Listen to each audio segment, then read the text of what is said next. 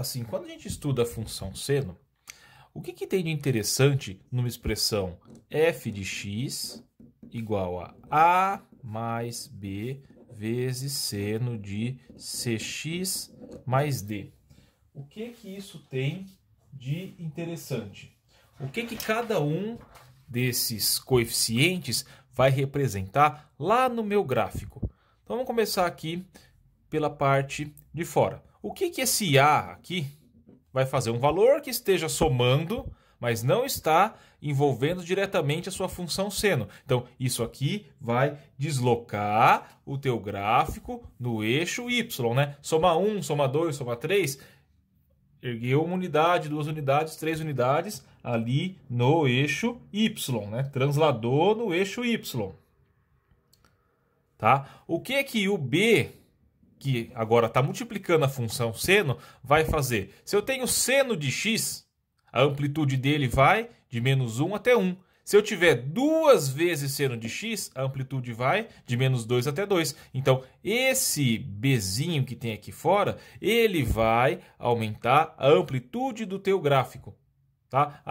Se tiver um 5, ele vai de menos 5 até 5. Se tiver um 20, ele vai de menos 20 até 20. Ou vai o quê? Os extremantes da função. Menor valor, menos 20, maior valor, 20. Tá? Então, ele altera a amplitude do gráfico.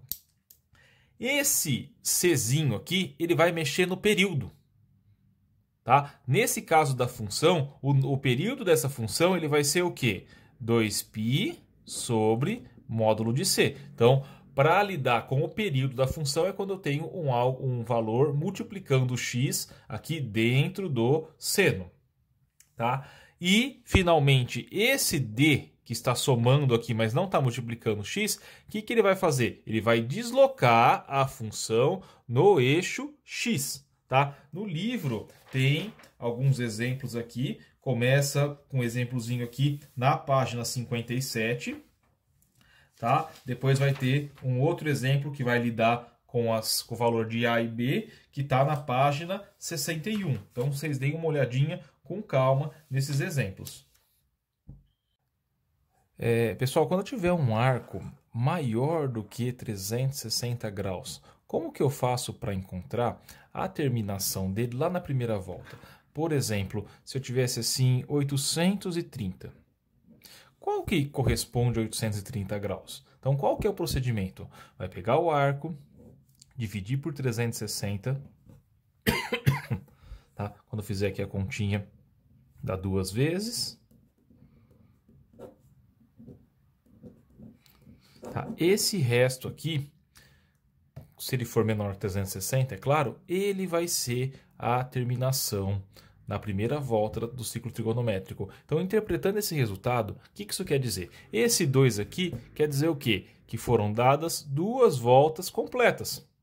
Esse 110 foi os outros 110 graus que ele andou. Então, o 830 graus, ele coincide com o 110 graus. Então, se tiver em grau, basta dividir por 360. E o resto vai ser o resto que você encontrar na divisão vai ser exatamente o arco na primeira volta do ciclo trigonométrico. E se tiver em radiano, por exemplo, se eu tivesse assim, 15 π sobre 2. Qual será que é o correspondente ao 15 π sobre 2 na primeira volta do ciclo trigonométrico? Tá? Como que você faz? Você divide isso daí por 2π. Então, 15π sobre 2 dividido por 2π. Se achar muito confuso fazer a conta com fração e divisão, pode transformar em decimal. Daí usa as técnicas que vocês viram lá para trabalhar com decimal. Então, quantas vezes os 2π cabe dentro do 15π sobre 2? São 3 vezes. Né? 3 vezes 2π, 6π. Então, subtrai 6π daqui. Se quiser facilitar, pode até colocar assim. Aliás, o que é o 6π se eu tiver com o denominador 2? É a mesma coisa aqui, 12π sobre 2. Ou seja, a conta que você precisa fazer é essa. 15π sobre 2 menos 6π. Que é a mesma coisa aqui, 15π sobre 2 menos 12π sobre 2. Que é a mesma coisa aqui, 3π sobre 2. O resto aqui dessa divisão vai ser o 3π sobre 2. Então, da mesma maneira que você faz lá quando você tem grau, você vai fazer quando tiver com radiano também, né? Você vê como que você prefere, tá? O procedimento é, pega o arco, divide por 360 ou por 2π, tá? O resto que você encontrar é a terminação, tá? E o quociente aqui vai ser exatamente a quantidade de voltas que foram dadas. Então, 15π sobre 2 são 3 voltas completas, mais 3π sobre 2. Então, na primeira volta da circunferência vai ser 3π sobre 2.